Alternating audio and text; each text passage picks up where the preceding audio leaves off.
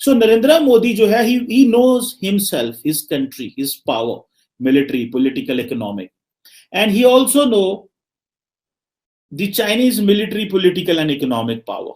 देखिए Russia, India, China, ये जो तीनों हैं सीरियस नेशंस हैं, वो एससीओ से बाहर निकल रहे। भारत की सब सुनते हैं और ये बड़ी एक ओपन सीक्रेट है कि भारत की बात सारे कंट्रीज, पूरी दुनिया की कंट्रीज इसलिए सुनती हैं कि भारत पैसे रखता है, भारत के पास पैसे, मैन पावर जो है वो इंडिया के पास है। इसके ऊपर चाइना ने पिछले दिनों बहुत जबरदस्त तबसरा किया।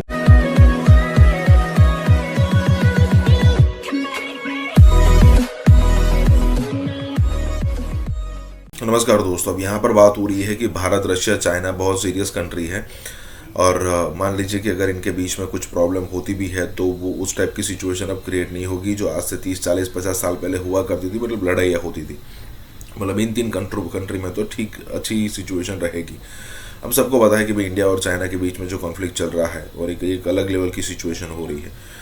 और सबसे बड़ी यहाँ पर देखने वाली बात यह है कि फिर भी यहाँ पर ट्रेड जो है वो 100 बिलियन, 110 बिलियन, 120 बिलियन के आसपास हमारा सालाना चाइना के साथ चलता रहता है। तो चाइना भी अफोर्ड नहीं कर पाएगा, इंडिया भी अफोर्ड नहीं कर पाएगा लड़ाई। भले ही चाइना हमको ज़्यादा बेचता है, हम थोड़ा कम बेचते हैं, थोड़ा नहीं बहुत ज़्यादा कम बेचते हैं हम, लेकिन आज नहीं तो कल इस आंकड़े को हम मैच कर जाएंगे। और जब इस टाइप का कंपटीशन हो तो हमें भी एक अलग से प्रेरणा मिलती है कि भाई इसको तो हमें, ये वैसे तो दुश्मन ही है चाइना, हमें कुछ भी करके इसको पटक नहीं देनी है। तो कहने का मतलब ये है कि चाहे वो बिजनेस रूट हो, चाहे कोई और जगह पर हो, सिवाय लड़ाई के अलावा जो भी रास्ता हमें मिलेगा हम डेफिनेटली उसको लेंगे। और कमर्ची में यहाँ पर यही बात कर रहे हैं कि रशिया, चाइना और इंडिया जो है वो सीरियस कंट्रीज है। इसी के साथ ये वीडियो शुरू करते हैं। ठीक है, इंडिया जिस नहज पे चल पड़ा है, जिस पोजीशन पे चल पड़ा है, जिस लेवल पे वो अपना असला खरीद रहा है, वो फ्रांस के पास जा रहा है, वो उसके पास जा रहा है, वो इसराइल के पास जा रहा है, वो अमेरिका के पास जा रहा है, जिस लेवल पे वो जा रहा है, उनका मिलिट्री एक्सपेंडिचर हो रहा है। हमें अपने बॉर्डर्स पे मामला ठीक ही चाहिए। हम इस पोजीशन में नहीं हैं कि हमारे बॉर्डर्स पे मामला मजीद खराब है। हमने देखा 40 साल अफगानिस्तान में क्या हुआ। और इंडियंस बेवकूफ नहीं है, वो कभी भी नरेंद्र मोदी, शी जिनपिंग के साथ मिलिटरली इंगेज नहीं होंगे।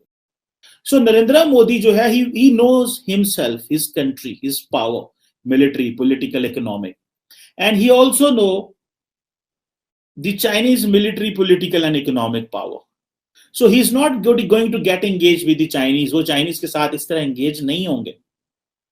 हाँ, नरेंद्र मोदी ये समझते हैं कि हम जो रूस पे इन्वेस्टमेंट कर रहे हैं उसका फायदा उठाएं, लेकिन वो चाइनीज के साथ मामलात खराब करके अपनी जो ग्रोथ है, स्टेबिलिटी है, और जो 75 साल नॉन अलाइंड रह के वो जो डिविडेंड्स थे वो नहीं वजाया करना चाहते, बिकॉज उनको पता है नहीं डिविडेंड्स का हमें फायदा होना।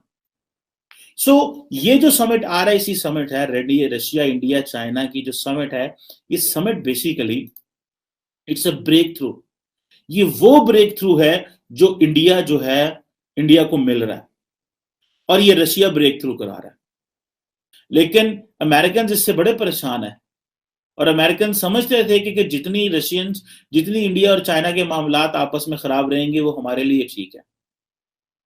अब ये है कि जारी बात है, भले एससीओ का प्लेटफॉर्म हो, आरआईसी का प्लेटफॉर्म हो, ये देखिए इन्होंने अपना प्लेटफॉर्म अलहदा बना लिया, because they are serious nations. देखिए रशिया, इंडिया, चाइना, ये जो तीनों हैं सीरियस नेशंस हैं, वो एससीओ से बाहर निकल रहे हैं।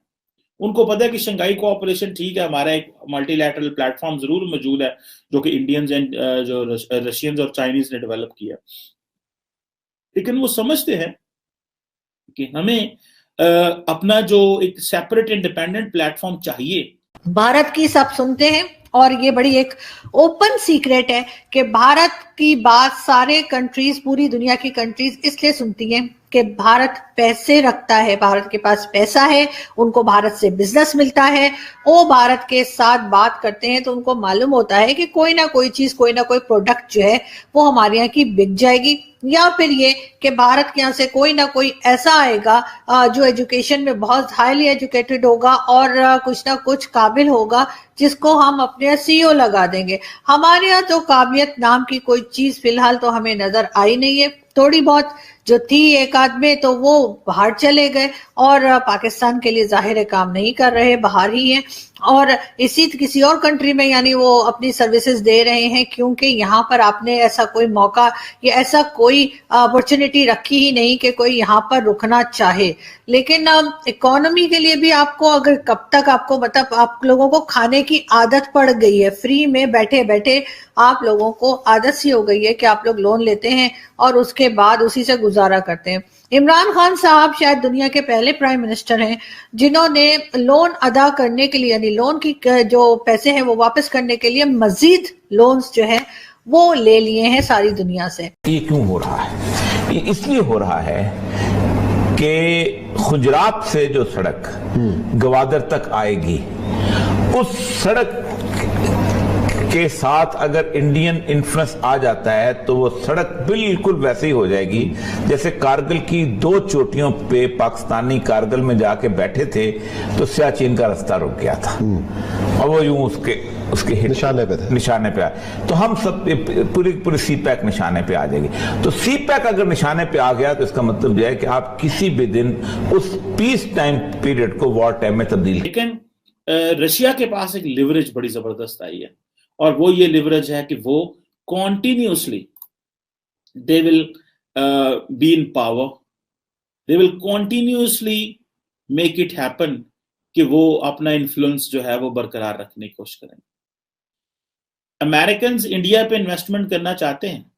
ये जो रिसेंट यूएस का डिफेंस बिल आया है इंडो पैसिफिक के ऊपर, इसमें जो इंपॉर्टेंट चीज वो ये थी कि अमेरिकन चाहते हैं कि हम इंडो पैसिफिक में इन्वेस्टमेंट करें, लेकिन इंडिया उनको वो साथ नहीं दे रहा जो वो साथ मांगते हैं उनसे। अभी अमेरिकन को प्रॉब्लम यह है कि वो समझते हैं कि चीन एक नेक्स्ट लेवल का एक एनिमी उनको मिल गया। पाकिस्तान जो है, क्या वो चाइना को रोक सकता है कि वो इंडिया के साथ इसमें ना एंगेज हो? सवाल ही पैदा नहीं होता।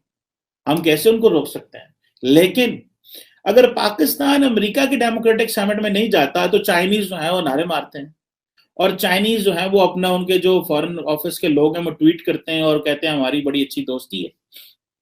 हाँ, थोड़ा अर्सा पहले जो एक नेशनल सिक्योरिटी एडवाइजर की समिट हुई थी, उसमें पाकिस्तान नहीं गया था, चाइनीज भी नहीं गए थे, लेकिन दोनों ने रीजन अलग-अलग बताई थी।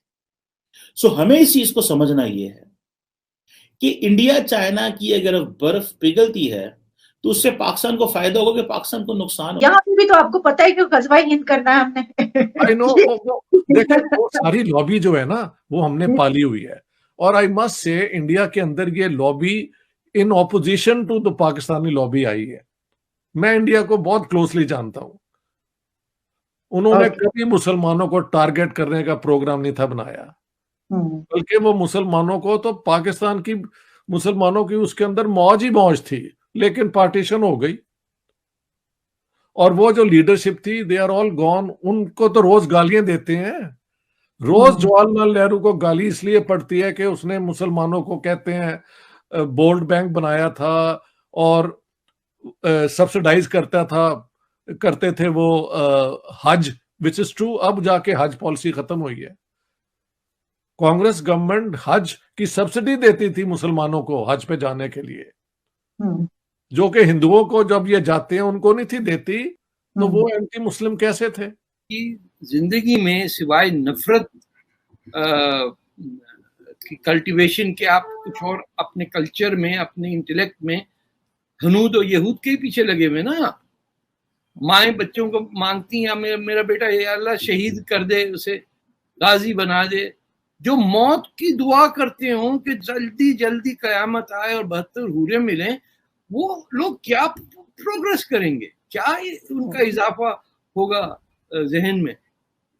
जहाँ 500 किताब बेस्ट सेलर बन जाए बिकने पे, वहाँ कौन पढ़ता है? ना लिखने वाला, ना पढ़ने वाला, ना जबान बोलने वाला। लोग अपनी जबानों पे शर्मिंदा झुक के चल रहे होते हैं, दुश्मन की जबान अपने मुल्क की नेशनल लैंग्वेज बना लेते हैं।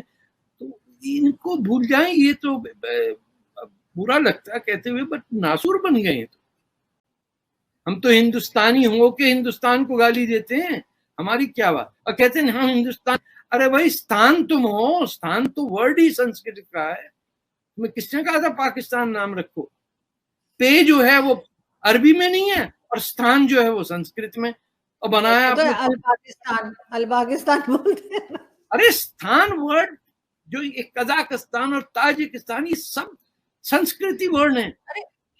अफगानिस्तान, तो तारिक साहब, ये लोग तो अब रमजान को रमदान बोलना शुरू हो गए। हाँ, इनको गले में भारी हो के एकदम पान खा गए रमजान।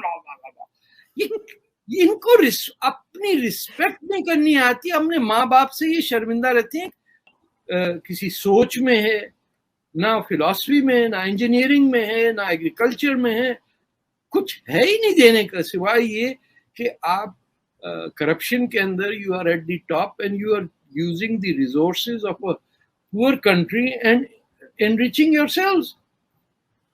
मैंने सुना आप प्राइम मिनिस्टर जो है उनकी जायदाद बनी गाला कहते हैं, उसे क्या कहते हैं? जी बनी गाला जी। बताइए, प्राइम मिनिस्टर हाउस के अंदर जाके भैंसे बेच रहा है, वहां बनी गाला के अंदर जायदादें बन रही हैं। प्राइम बीवी जो है वो पिंकी है, वो जिनों में बिलीव करती। ये तो कॉमेडी सेंट्रल है, इट्स नॉट अ कंट्री। हमारे यहाँ कनाडा में बड़ा अच्छा शो होता है जिसके अंदर डायलॉग कोई नहीं होता, सिर्फ एक्शंस होते हैं, but it is a hilarious show. मुझे वो लगता है पाकिस्तान। लेकिन सर यहाँ पे ये भी है कि बाकी जो इस्लामिक कंट्रीज हैं पाकिस्तान को छोड़कर, चाहे वो बांग्लादेश ही क्यों ना हो, कहीं पे ये नहीं कहा जाता कि जी म्यूजिक ना सुने, म्यूजिक हराम है। अगर आप कोई छोटा बच्चा उसके सामने म्यूजिक बजाएं, वो ऑटोमेटिकली डांस करने लगता है, वो एक्टिव हो जाता है। तो ये कहना कि म्यूजिक हराम है, सिर्फ ये सब कॉन्टिनेंट या हिंदुस्तान पाकिस्तान के मुसलमान ही कहते हैं। अरब तो कैसे कैसे डांस कर रहे होते हैं, कोई मसला नहीं उनको। इनकी शक्लें खराब है, इनकी बदकिस्मती है। वो इंडियन नेशनलिस्ट जरूर थे, but that doesn't make you anti Muslim. Congress के बहुत बड़े लीडर मुसलमान तो थे। अबुल कलाम आजाद ने जो प्रिडिक्ट किया कि आप मुल्क बना ले तो आप ये करेंगे, वही हमने किया 75 साल में। अब अगर हमें अकल आ गई है तो बहुत अच्छी बात है।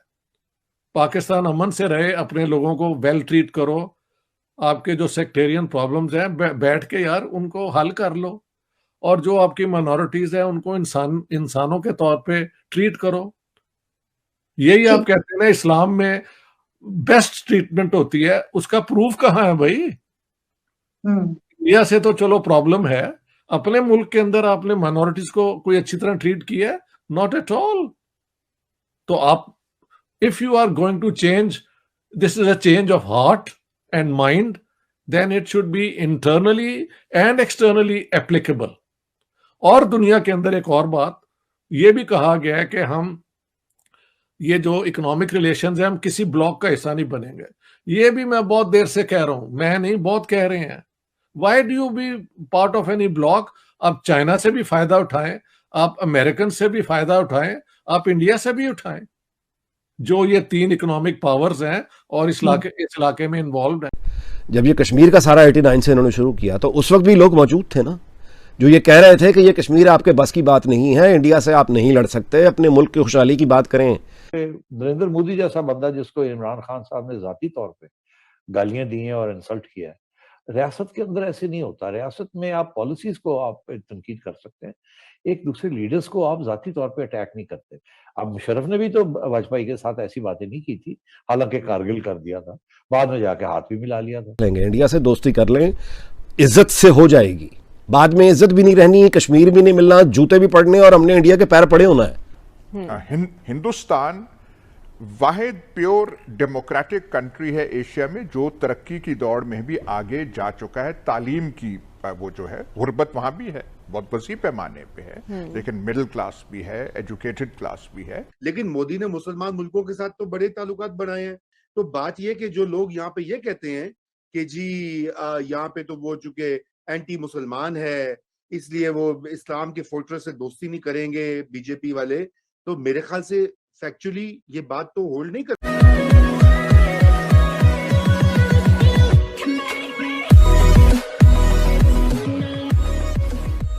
नमस्कार दोस्तों, अब यहाँ पर बात हो रही है कि अगर अभी भी चांस है, अगर इंडिया जो है या फिर प्रधानमंत्री मोदी अभी भी आपको चांस दे रहा है कि अगर आपके पास चांस है और अगर आप वहाँ पर उनके साथ सुलह कर लेते हैं तो ये बहुत अच्छी बात होगी, क्योंकि उसके बाद आपको ये मौका भी नहीं मिलेगा।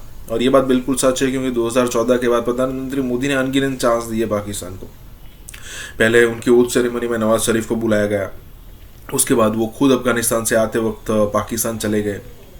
उसके बाद जो 2-3 कश्मीर के अंदर आतंकवादी हमले हुए उसमें भी प्रधानमंत्री मोदी ने पेशेंस रखकर भाई इनसे बात की पाकिस्तान से, लेकिन उसके बाद लगा कि भाई इसका कोई सोल्यूशन है नहीं, और उसके बाद इंडिया ने अपने रिलेशन जो है वो बिगाड़ना शुरू कर दिया पाकिस्तान के साथ। या फिर अब बिगाड़ना ही आप कह सकते हो कि भाई इनके साथ रिलेशन मेंटेन करके कोई मतलब है नहीं, क्योंकि पता नहीं चलता कि गवर्नमेंट क्या कर रही है, आर्मी क्या कर रही है, ISI क्या कर रही है, और एक और सिचुएशन है यहाँ पर कि भाई उनके आतंकवादी ग्रुप क्या करते हैं वो भी पता नहीं चलता।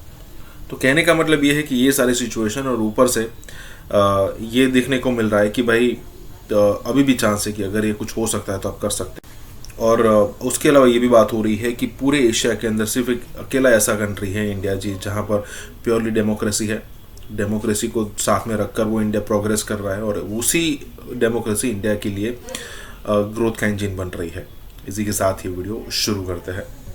जब ये कश्मीर का सारा 89 से इन्होंने शुरू किया तो उस वक्त भी लोग मौजूद थे ना, जो ये कह रहे थे कि ये कश्मीर आपके बस की बात नहीं है, इंडिया से आप नहीं लड़ सकते, अपने मुल्क की खुशहाली की बात करें, 50 साल के लिए इसको फ्रीज कर दें, 50 साल के बाद देख लेंगे, इंडिया से दोस्ती कर लें, इज्जत से हो जाएगी, बाद में इज्जत भी नहीं रहनी, कश्मीर भी नहीं मिलना, जूते भी पड़ने और हमने इंडिया के पैर पड़े होना है।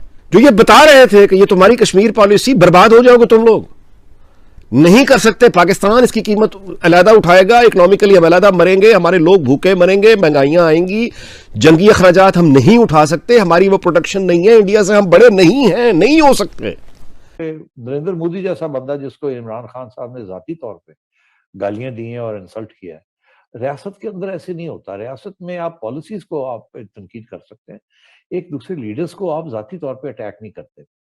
आप ये कह सकते थे कि बीजेपी ऐसी है, RSS ऐसी है, और ये कहना कि नरेंद्र मोदी फाशिस्ट है, नरेंद्र मोदी ये है, वो होगा, मगर आप कह नहीं सकते, बिकॉज कल को आपको फिर बात करनी पड़ेगी। अब मुशर्रफ ने भी तो वाजपेयी के साथ ऐसी बातें नहीं की थी, हालांकि कारगिल कर दिया था, बाद में जाके हाथ भी मिला लिया था और ऑलमोस्ट सोल्यूशन भी ढूंढ ली थी। नवाज शरीफ साहब ने भी यही कोशिश की, नवाज शरीफ साहब ने भी यही कोशिश की कि 99 में, जिससे मुशर्रफ साहब ने डिरेल कर दिया उनको। बिल्कुल बिल्कुल सैदी साहब, और मैं सिर्फ ये ऐड करना चाहता हूँ, आप चूंकि मोदी की और बीजेपी की बात करते, I am no fan, I mean I think Modi की अपनी पॉलिसीज हैं, वो जाने, इंडियंस जाने जिन्होंने उनको इलेक्ट किया है, लेकिन मोदी ने मुसलमान मुल्कों के साथ तो बड़े ताल्लुकात बनाए हैं। सऊदी अरेबिया हो गया, कतर हो गया, हत्ता कि पैलेस्टीनियन अथॉरिटी ने उनको मेडल दे दिया है, बहरीन हो गया। आई मीन कोई ऐसा मुल्क नहीं है जहाँ पे OIC में उनको सीट दे दी गई है, एक वो ऑनररी परमानेंट मेंबर तो नहीं, एज एन ऑब्जर्वर। तो बात ये कि जो लोग यहाँ पे ये कहते हैं कि जी यहाँ पे तो वो चूंकि एंटी मुसलमान है इसलिए वो इस्लाम के फोर्ट्रेस से दोस्ती नहीं करेंगे बीजेपी वाले, तो मेरे ख्याल से फैक्चुअली ये बात तो होल्ड नहीं करती। छोड़े इस फजूल बात को, इज्जत के साथ एक सुलह सफाई कर लें, कश्मीरियों को बेचना बंद करें, उनकी लाशों को।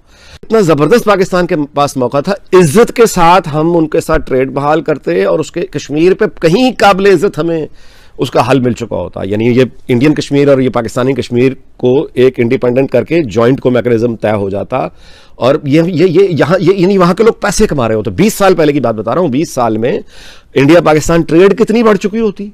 अब तो जियो इकोनॉमिक का दौर है ना जी, तो हम इंडिया के साथ हम करतारपुर भी खोलेंगे, हम कश्मीर का नाम भी नहीं लेंगे, आप कश्मीर भी ले जाएं, बस हमें आप तिजारत करने दें अपने साथ, आए जरा दोस्ती कर लें। इन्हीं शराइत पे बातें हो रही हैं ना, आए जरा दोस्ती कर लें, हम सब कुछ भूल जाते हैं, खुदा के वास्ते हमसे दोस्ती कर लो, हमसे तिजारत कर लो। ये है जब बंदरों के हाथ में और कम अकलों के हाथ में और जाहिलों के हाथ में बंदूक जब आती है तो फिर ये नतायज निकलते हैं। हिंदुस्तान वाहिद प्योर डेमोक्रेटिक कंट्री है एशिया में जो तरक्की की दौड़ में भी आगे जा चुका है। तालीम की वो जो है गुर्बत वहां भी है, बहुत वसी पैमाने पे है, लेकिन मिडिल क्लास भी है, एजुकेटेड क्लास भी है।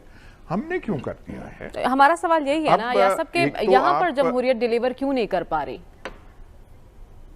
यहाँ डेमोक्रेसी की बात यहाँ पे नहीं है, वही मैं आपसे कह रहा हूं। यहाँ पे है कि हम खुद जो हैं अपने आप को डिलीवर क्यों नहीं कर सके। अब ये जो बहस है ऐसी है, अगर आप फिर आप बुनियाद पाकिस्तान में जाएं, खुल के यहाँ पे हम बात नहीं कर सकेंगे। तो यहाँ पे कुछ बात है कि जो हमें एक लीडरशिप मिलनी चाहिए, एक लीडरशिप क्लास जो मिलनी चाहिए, जो गवर्निंग क्लास मिलनी चाहिए, वो यहाँ पे नहीं पैदा हो सकी। क्यों नहीं पैदा हो सकी?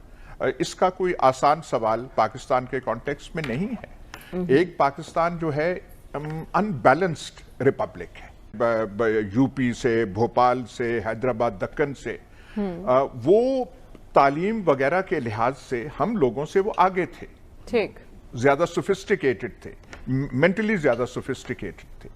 वो जो है उनका झमेला और था पार्टीशन का, वो हमें हिंदुस्तान दुश्मनी दे गए, फॉरेन पॉलिसी पे छाप वो डाल गए, और बहुत सारी चीजें जो हैं उनकी थिंकिंग हमसे वो हम पे यहाँ पे कर गए।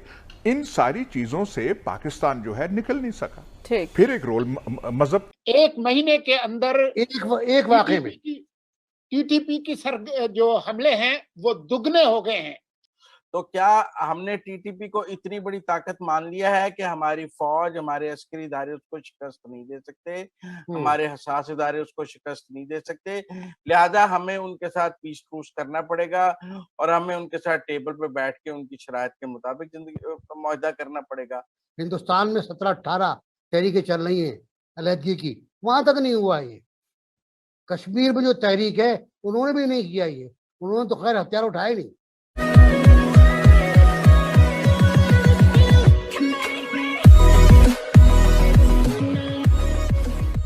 नमस्कार दोस्तों, अब टीटीपी के हमले बढ़ चुके हैं पाकिस्तान के अंदर, और यहाँ पर जैसे डिस्कस किया जा रहा है कि तकरीबन एक ही हमले में पाकिस्तान की आर्मी के 7 जवान को शहीद कर दिया गया है या फिर 72 हुरों के पास पहुँचा दिया गया है। अब देखिए, जो अफगानिस्तान के तालिबान है ना, उन्होंने ही ये टीटीपी क्रिएट की है। अब ये जो तालिबान वाला जो ग्रुप था ना, वो उस समय पर क्रिएट हुआ था जब रशिया जो है वो अफगानिस्तान के अंदर कब्जा कर रखा था। तो अमेरिका ने यहाँ पर एक पॉइंट रखा कि भाई हम इस टाइप की सिचुएशन क्रिएट करते हैं, पाकिस्तान मान गया। और जो पाकिस्तान और अफगानिस्तान का जो बॉर्डर है ना, वहाँ पर कई सारे मदरसे चल रहे थे और ये तालिबान वहीं सारे पढ़ रहे थे। आज अमेरिका चला गया, आज अफगानिस्तान से रशिया चला गया है, आज अमेरिका भी वहाँ पर मौजूद नहीं है, लेकिन वही तालिबान मौजूद है। और पाकिस्तान भी अब ज़मीन तो अब हिला नहीं सकते, वो तो वहीं रहेगी, तो पाकिस्तान भी वहीं मौजूद है। और आज जो वही सारे तालिबान जो है ना, वो पाकिस्तान की बैंड बजा रहे हैं। कि टीटीपी चाहता है कि पाकिस्तान की गवर्नमेंट को उखाड़ फेंके, पाकिस्तानी आर्मी को हटा दे और वहाँ पर शरिया लॉ नाफिज कर दिया जाए, मतलब शरिया लॉ की यहाँ पर उस हिसाब से मतलब कंट्री चलाया जाए। बहुत बड़े क्लैश आने वाले, दशकों तक होने वाला है बिटवीन ये टीटीपी वाले तालिबान और पाकिस्तानी आर्मी के बीच में। और मानिए, इसमें सबसे ज़्यादा नुकसान पाकिस्तान का ही होने वाला है। इसी के साथ ये वीडियो शुरू करते हैं। तो इस वजह से वो हिले हुए हैं, और वो कितने हिले हुए हैं उसका अंदाजा आपको इससे होगा कि आज वही लोग जिनके गर्दन में सरिया था, वो तमाम लोग आज जो है वो रिवर्स गियर में गुफ्तगू कर रहे हैं। उनमें असद उमर भी है उसमें, तो अब वो जो है वो सारी करके पीछे हटने की कोशिश कर रहे हैं। लेकिन लोगों को पता है कि ये सारी जो है वो सिर्फ जलती आग पे पानी डालने की एक कोशिश है, आग लगाने का काम इन्होंने खत्म नहीं किया। ऑपरेशन के दौरान 7 फौजी शहीद हो चुके हैं। जो फ़ौज के ताल्लुकात आमा का इदारा है ISPR, उसके मुताबिक सिक्योरिटी फोर्सेस की जानिब से किए गए ऑपरेशन का आगाज़ दहशतगर्दों की मौजूदगी के मुताल्लिक खुफिया इत्तला पर हुआ। गुज़िश्ता हफ्ते जो है इसी महीने जो है कोयटा के मस्तूंग रोड पर एक चेक पोस्ट के करीब ख़ुदकुश हमला हुआ, जिसमें फ्रंटियर कोर के 4 अहलकार शहीद हुए। और उसके अलावा गुज़िश्ता हफ्ते शुमाली वज़ीरिस्तान में देसी साख्ता एक बम धमाके में फ़ौज के 2 जवान शहीद हो गए। जब से तालिबान ने हुकूमत संभाली है अफ़गानिस्तान में, तो हम बारहा ये बात कहते रहे हैं, हमसे मुराद ज़ाहिर है हमारी हुकूमत भी और रियासत के जो TTP, क्योंकि इस सारे जो हमले हैं उनकी ज़िम्मेदारी तहरीक तालिबान पाकिस्तान कबूल कर रही है।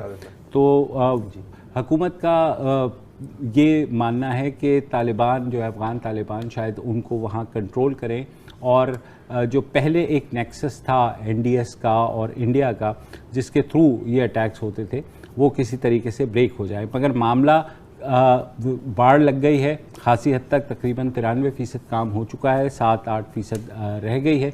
मगर फिर भी ये हमले क्यों हो रहे हैं?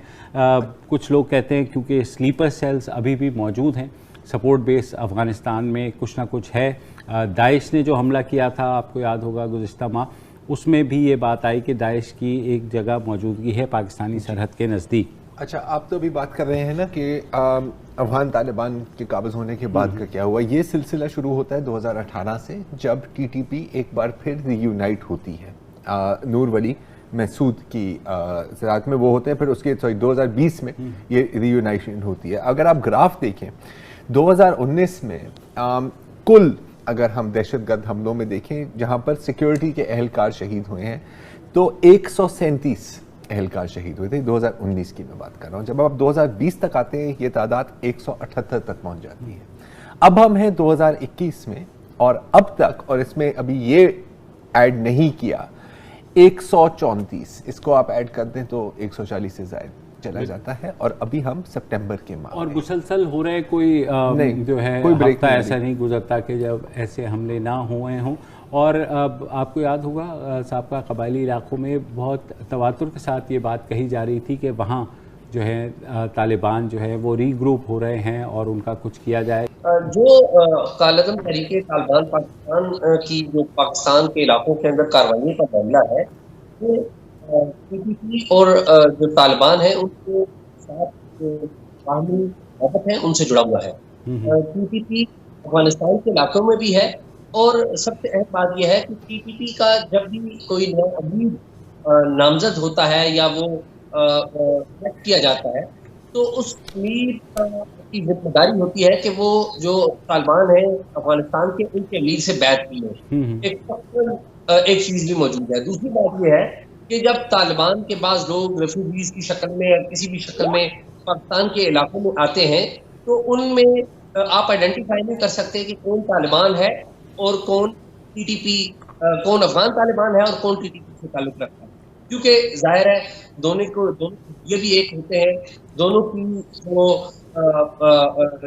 लैंग्वेज एक होती है, इसलिए आप उनको आइडेंटिफाई नहीं कर सकते। जो हालिया इंक्रीज हुआ है अफगान तालिबान की जो पावर में अफगानिस्तान की हुकूमत उनके पास गई है, तो उनका जो अरूज है अफगानिस्तान के अंदर टीटीपी के अरूज के साथ इससे जुड़ा हुआ है। तो टीटीपी उनसे पावर लेती है। जो सेफ हेवन्स कह लें, तो टीटीपी उन्हीं इलाकों में मौजूद है जहां पर जो अफगानिस्तान के अंदर मौजूद है। और जब अफगानिस्तान के अंदर तालिबान ने मुख्तलिफ सूबों को कंट्रोल शुरू किया, तो आप इन तारीखों को लीजिए, अप्रैल से अब तक, अप्रैल में उधर अफगान तालिबान ने जो अफगान हुकूमत का आगाज किया था, तो यहाँ पर अप्रैल से ऑनवर्ड अगर आप देखना शुरू करें भी हुई है। तो ये जो दोनों चीजें हैं ये काफी आप में। तो ये मुझे बताइए कि मसलन जनूबी वज़ीरिस्तान की अगर मिसाल ले लें तो कहा यह जा रहा था कि ये इलाका टोटली क्लियर्ड है और यहाँ पर ज़्यादा जो हमले हैं अब उनमें वो सकत नहीं रही है। और शुमाली वज़ीरिस्तान का मसला बहरहाल वहाँ से आगे तक जो है बॉर्डर तक वो खासा वहाँ पर अभी भी कार्रवाइयाँ चल रही हैं। तो अब अगर ये हमले जो हैं वो आहिस्ता आहिस्ता बढ़ रहे हैं और ऐसे इलाकों में जो क्लियर कर लिए गए हैं, तो इसको किस तरह से काउंटर करे हुकूमत? मशहूर साहब, बात यह है कि इलाका क्लियर कर देने का मतलब ये नहीं है कि वहाँ पे मिलिटेंट दोबारा नहीं आ सकता या वहाँ पे वो मिलिटेंट। यहाँ पे भी तो आपको पता है कि गज़वाए हिंद करना है हमने। आई नो, देखिए वो सारी लॉबी जो है ना वो हमने पाली हुई है। और आई मस्ट से इंडिया के अंदर ये lobby in opposition to the Pakistani lobby आई है।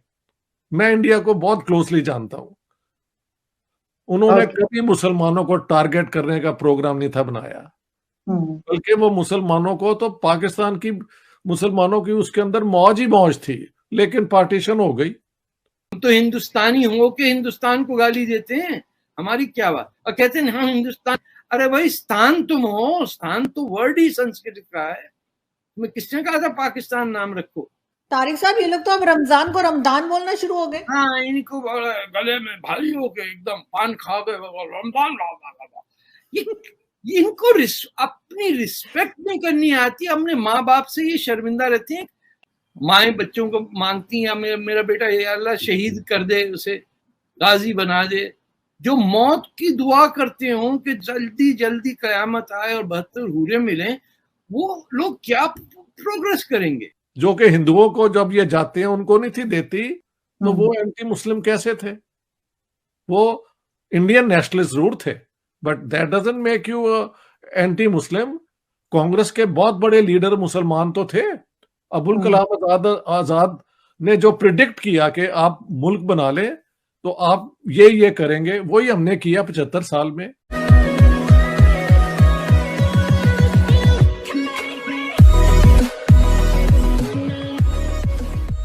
नमस्कार दोस्तों, अब सही मायनों में अगर आप देखो ना तो पाकिस्तान के अंदर 22-25 करोड़ जो पॉपुलेशन मुसलमानों की है, अगर वो इंडिया के साथ रहते ना तो मौज ही मौज होती। अब यहाँ पर भी यही कहा जा रहा है कि 1947 से पहले मुसलमानों की मौज ही थी। अब किसी ने एक चिंगारी लगा दी कि भाई जो ये हिंदू और मुसलमान है दोनों साथ में नहीं रह सकते और इसीलिए हमें अलग हो जाना चाहिए। अब वहाँ पर जिन्ना की जो महत्वाकांक्षा थी वो सब कुछ तो यहाँ पर है ही है, लेकिन उसके बाद एक जब अलग हो गए, जब उनको अपना एक देश मिल गया, फिर आया गज़वाए हिंद कि ये जो आज का हिंदुस्तान है ना, वहाँ पर भी हम कभी ना कभी कब्जा कर लेंगे। अब ये गज़वाए हिंद के चक्कर में गज़वाए पाकिस्तान होने वाला है और कितने टुकड़े होंगे वो पता नहीं। और जो POK है वो तो डेफिनेटली इंडिया लेगा, उसके अलावा बलोचिस्तान अलग बनेगा, सिंधु देश अलग बनेगा, खैबर लोग का एक अलग कंट्री बनेगा और आज का पाकिस्तान का जो पंजाब है ना उसको ही पाकिस्तान कहा जाएगा। तो यहाँ पर यही बात हो रही है। खास करके यहाँ पर आइडेंटिटी क्राइसिस है, वो एक बहुत बड़ी मतलब कि माइनस पॉइंट है पाकिस्तान के लिए। कंपेयर नहीं कर पाते किसी को अपने साथ। इसी के साथ ये वीडियो शुरू करते हैं। यहाँ पे भी तो आपको पता है कि गज़वाए हिंद करना है हमने। आई नो, देखिए वो सारी लॉबी जो है ना वो हमने पाली हुई है, और आई मस्ट से इंडिया के अंदर ये lobby in opposition to the Pakistani lobby आई है। मैं इंडिया को बहुत क्लोजली जानता हूं। उन्होंने कभी मुसलमानों को टारगेट करने का प्रोग्राम नहीं था बनाया, बल्कि वो मुसलमानों को तो पाकिस्तान की मुसलमानों की उसके अंदर मौज ही मौज थी, लेकिन पार्टीशन हो गई और वो जो लीडरशिप थी दे आर ऑल गॉन। उनको तो रोज गालियां देते हैं। रोज जवाहरलाल नेहरू को गाली इसलिए पड़ती है कि उसने मुसलमानों को कहते हैं बोल्ड बैंक बनाया था और सब्सिडाइज करते थे वो हज, विच इज ट्रू। अब जाके हज पॉलिसी खत्म हुई है। कांग्रेस गवर्नमेंट हज की सब्सिडी देती थी मुसलमानों को हज पे जाने के लिए, जो कि हिंदुओं को जब ये जाते हैं उनको नहीं थी देती, तो वो एंटी मुस्लिम कैसे थे? जिंदगी में सिवाय नफरत की कल्टीवेशन के आप कुछ और अपने कल्चर में, अपने इंटेलेक्ट में हनूद और यहूद के पीछे लगे हुए ना। माएँ बच्चों को मांगती हैं, मेरा बेटा या अल्लाह शहीद कर दे, उसे गाजी बना दे। जो मौत की दुआ करते हो कि जल्दी जल्दी कयामत आए और 72 हूरें मिलें, वो लोग क्या प्रोग्रेस करेंगे? क्या उनका इजाफा होगा जहन में? जहाँ 500 किताब बेस्ट सेलर बन जाए बिकने पे, कौन पढ़ता है? ना लिखने वाला, ना पढ़ने वाला, ना जबान बोलने वाला। लोग अपनी जबानों पे शर्मिंदा झुक के चल रहे होते हैं। दुश्मन की जबान अपने मुल्क की नेशनल लैंग्वेज बना लेते हैं। तो इनको भूल जाएं। ये तो बुरा लगता है कहते हुए, बट नासुर बन गए। तो हम तो हिंदुस्तानी हो के हिंदुस्तान को गाली देते हैं, हमारी क्या बात। और कहते हैं हाँ हिंदुस्तान। अरे भाई स्थान तुम हो, स्थान तो वर्ड ही संस्कृत का है। तुम्हें किसने कहा था पाकिस्तान नाम रखो? पे जो है वो अरबी में नहीं है और स्थान जो है वो संस्कृत में, और बनाया तो अल पाकिस्तान बोलते हैं। अरे स्थान वर्ड जो एक कजाकिस्तान और ताजिकिस्तान, ये सब संस्कृति वर्ड है। अफगानिस्तान। तारिक साहब, ये लोग तो अब रमजान को रमदान बोलना शुरू हो गए। हाँ, इनको गले में भारी हो गए, एकदम पान खा गए, रमजान। इनको अपनी रिस्पेक्ट नहीं करनी आती। अपने माँ बाप से ये शर्मिंदा रहते हैं। किसी सोच में है ना, फिलॉसफी में, ना इंजीनियरिंग में है, ना एग्रीकल्चर में है। कुछ है ही नहीं देने का, सिवाय ये कि आप करप्शन के अंदर you are at the top and you are using the resources of a poor country and enriching yourselves. मैंने सुना आप प्राइम मिनिस्टर जो है उनकी जायदाद बनी गाला कहते हैं उसे, क्या कहते हैं? जी जी, बनी गाला जी। बताइए, प्राइम मिनिस्टर हाउस के अंदर जाके भैंसे बेच रहा है, वहां बनी गाला के अंदर जायदादें बन रही हैं। प्राइम बीवी जो है वो पिंकी है, वो जिनों में बिलीव करती। ये तो कॉमेडी सेंट्रल है, इट्स नॉट अ कंट्री। हमारे यहाँ कनाडा में बड़ा अच्छा शो होता है जिसके अंदर डायलॉग कोई नहीं होता, सिर्फ एक्शंस होते हैं, but it is a hilarious show. मुझे वो लगता है बात सर। लेकिन सर यहाँ पे ये भी है कि बाकी जो इस्लामिक कंट्रीज हैं पाकिस्तान को छोड़कर, चाहे वो बांग्लादेश ही क्यों ना हो, कहीं पे ये नहीं कहा जाता कि जी म्यूजिक ना सुने, म्यूजिक हराम है। अगर आप कोई छोटा बच्चा है उसके सामने म्यूजिक बजाए, वो ऑटोमेटिकली डांस करने लगता है, वो एक्टिव हो जाता है। तो ये कहना कि म्यूजिक हराम है सिर्फ ये सब कॉन्टिनेंट या हिंदुस्तान पाकिस्तान के मुसलमान ही कहते हैं। अरब तो कैसे कैसे डांस कर रहे होते हैं, कोई मसला नहीं उनको। इनकी शक्लें खराब है, इनकी बदकिस्मती है। वो इंडियन नेशनलिस्ट जरूर थे, but that doesn't make you anti Muslim. Congress के बहुत बड़े लीडर मुसलमान तो थे। अबुल कलाम आजाद ने जो प्रिडिक्ट किया कि आप मुल्क बना ले तो आप ये करेंगे, वही हमने किया 75 साल में। अब अगर हमें अकल आ गई है तो बहुत अच्छी बात है। पाकिस्तान अमन से रहे, अपने लोगों को वेल ट्रीट करो। आपके जो सेक्टेरियन प्रॉब्लम्स हैं बैठ के यार उनको हल कर लो, और जो आपकी माइनॉरिटीज है उनको इंसानों के तौर पे ट्रीट करो। यही आप कहते हैं ना इस्लाम में बेस्ट ट्रीटमेंट होती है, उसका प्रूफ कहाँ है भाई? इंडिया से तो चलो प्रॉब्लम है, अपने मुल्क के अंदर आपने माइनॉरिटीज को कोई अच्छी तरह ट्रीट किया है? Not at all. तो आप if you are going to change, this is a change of heart and mind, then it should be internally and externally applicable. और दुनिया के अंदर एक और बात ये भी कहा गया है कि हम ये जो इकोनॉमिक रिलेशंस है, हम किसी ब्लॉक का हिस्सा नहीं बनेंगे।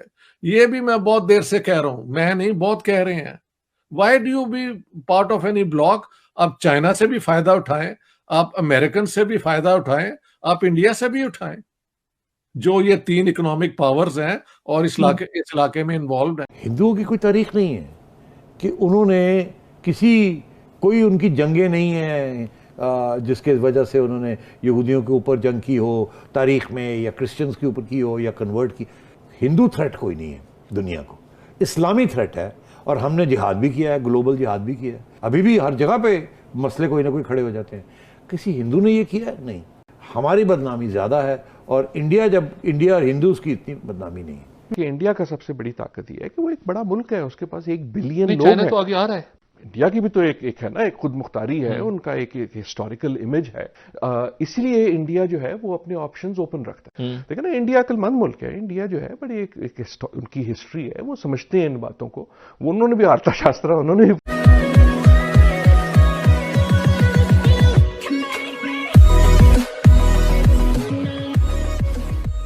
नमस्कार दोस्तों, अब यहाँ पर बात हो रही है हिंदुइज्म के बारे में कि क्या हिंदुओं की कोई तारीख है, हिंदुओं का कोई ऐसी हिस्ट्री है जिससे किसी और रिलीजन के लोगों को डरना पड़ता था। जैसे कि मान लीजिए कि हिंदुओं ने कोई मुस्लिम पर इन्वेजन किया, या फिर हिंदुओं ने क्रिश्चियन पर, ज्यूज़ पर, या फिर किसी और कम्युनिटी पर आपने कभी अटैक किया? नहीं, कभी नहीं आएगा। उल्टा हिस्ट्री में ये दिखेगा आपको कि जो भी एक माइनर से माइनर कम्युनिटी या फिर माइक्रो कम्युनिटी जो भी होगी ना, वो भी आपको इंडिया के अंदर मिल जाएगी। जैसे पारसी देख लीजिए, ठीक है, जूइश है, जूइश का 2 ही जगह पर वो सेफ है, पहले तो इजराइल और दूसरा इंडिया। यहाँ पर यही बात हो रही है कि भाई जो इस्लाम है ना, वो दुनिया के लिए खतरा बना है, जिहाद या फिर अब जो भी रास्ता काउंट कर लो, क्रिश्चियनिटी भी बना है। ये तो तीसरा सबसे बड़ा जो रिलीजन है, या फिर आप कह सकते हो कि जो धर्म है, वो है हिंदुइज्म। ठीक है, क्या वो कभी किसी के लिए कभी खतरा बना है? कभी नहीं। 1% भी ऐसा कभी नहीं हुआ कि हिंदुओं का टारगेट ऐसा है। क्योंकि देखिए, मुस्लिम का है ऐसा कि भाई आज नहीं तो कल जो पूरी धरती पर है उस पर इस्लाम का परचम वो करना है, वो ऐसा करना है। हिंदुओं की तरफ से कभी ऐसा नहीं हुआ। इसी के साथ ये वीडियो शुरू करता है। ऐसा ये कि जी दुनिया जो है हमें बड़ी तनकीद करती है, और ये जो हिंदुस्तान में हो रहा है उतनी तनकीद नहीं करती। उसका बड़ा सिंपल आंसर है कि इस्लाम जो है, हिंदू मज़हब जो है वो सिर्फ हिंदुस्तान में ही है, और हिंदू जो है जो एक्सपोर्ट हुए वो वहीं है, किसी और जगह पे नहीं है। मुसलमान तो 1.3 बिलियन मुसलमान हैं जो इस्लाम को फॉलो करते हैं, और 50 से ज़्यादा रियासतें हैं, मुल्क हैं जहाँ इस्लाम है। हिंदुओं की कोई तारीख नहीं है कि उन्होंने कोई उनकी जंगें नहीं हैं जिसके वजह से उन्होंने यहूदियों के ऊपर जंग की हो तारीख में, या क्रिश्चियंस के ऊपर की हो, या कन्वर्ट की। उल्टा हुआ। इसलिए दुनिया, हिंदू थ्रेट कोई नहीं है दुनिया को, इस्लामी थ्रेट है। और हमने जिहाद भी किया है, ग्लोबल जिहाद भी किया है। अभी भी हर जगह पे मसले कोई ना कोई खड़े हो जाते हैं। किसी हिंदू ने ये किया है? नहीं।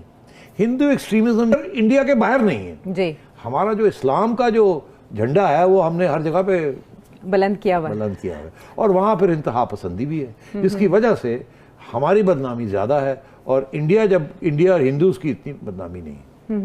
इसमें कोई शक नहीं है कि इंडिया की जो सेकुलर रियासत है वो खतरे में है। नरेंद्र मोदी ने बहुत सी तब्दीलियां की हैं, मगर उनकी आइन अभी तक सेकुलर है। उसमें तब्दीली नहीं की उन्होंने। तो अभी मगर रियासत, उनकी जो आइन है वो अभी भी सेकुलर है।